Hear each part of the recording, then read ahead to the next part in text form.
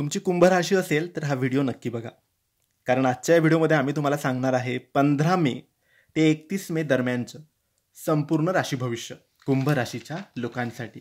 कोणत्या गोष्टी होतील, कोणत्या गोष्टी होणार नाही, त्यांनी काय करावे, काय नाही करावे याबद्दल थोडक्यात सविस्तर माहिती. मित्रांनो, या काळात कुंभ राशीच्या व्यक्तींच्या आयुष्यात नवीन संधी आणि बदलाचे वारे वाहतील. काही महत्त्वाचे निर्णय त्यांना घ्यावे लागतील. सामाजिक स्तरावर तुमचं नाव वाढेल. जुनी स्वप्न साकार होण्याची शक्यता आहे. मनोबल आणि आत्मविश्वास उत्तम राहील. आरोग्य चांगले राहील, पण मानसिक थकवा जाणवू शकतो. सतत विचार करणं, चिंता हे टाळायचं आहे. पुरेशी झोप घ्या. ध्यान केल्यास तुमचं मन शांत राहील. पचन संस्थेशी संबंधित त्रास होण्याची शक्यता आहे, त्यामुळे आहाराकडे लक्ष द्या. नोकरी करत असाल तर तुमच्या कल्पकतेला महत्त्व दिलं जाईल. वरिष्ठांची मर्जी मिळेल. नवीन संधी मिळू शकतात. व्यवसाय करत असाल तर व्यवसायात नवीन करार किंवा मोठे क्लायंट्स मिळू शकतात. आर्थिक विस्ताराची शक्यता आहे. तुमची आर्थिक स्थिती खरंच चांगली राहणार आहे. खर्च आणि उत्पन्न यामध्ये संतुलन राहील. गुंतवणुकीतून फायदा होईल. विद्यार्थ्यांसाठी हे दिवस प्रेरणादायक राहतील. नवीन अभ्यासक्रम, स्कॉलरशिप किंवा स्पर्धा परीक्षेत यश मिळेल. अभ्यासात मन लागेल. उच्च शिक्षणासाठी चांगला काळ आहे.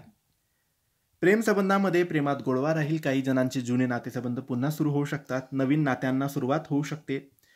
वैवाहिक जीवनात घरातील सौख्य टिकवण्यासाठी संवाद महत्त्वाचा ठरेल. जोडीदाराशी मन मोकळेपणाने बोला.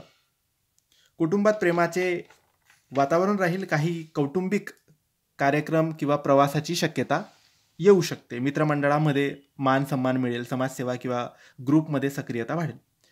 16 मे, 21 मे, 29 मे हे तुमच्यासाठी शुभ दिवस आहेत आणि 18 आणि 25 मे हे सावध राहण्याचे दिवस आहेत.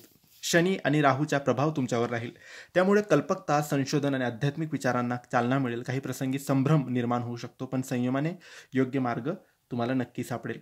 हा काळ कुंभ राशीसाठी संधी, प्रेरणा आणि यश घेऊन येणारा आहे. मनाच्या स्थिरतेसह निर्णय घेतल्यास तुम्हाला नक्की यश मिळेल. हे होते कुंभ राशीचे संपूर्ण राशी भविष्य. तुम्हाला माहिती कशी वाटली आम्हाला नक्की कळवा, आणि माहिती आवडली असेल तर लाईक आणि शेअर करा. काही प्रश्न असतील तर कमेंट्सद्वारे विचारा. आमच्या चॅनलला सबस्क्राईब करायला विसरू नका. धन्यवाद. श्री स्वामी समर्थ.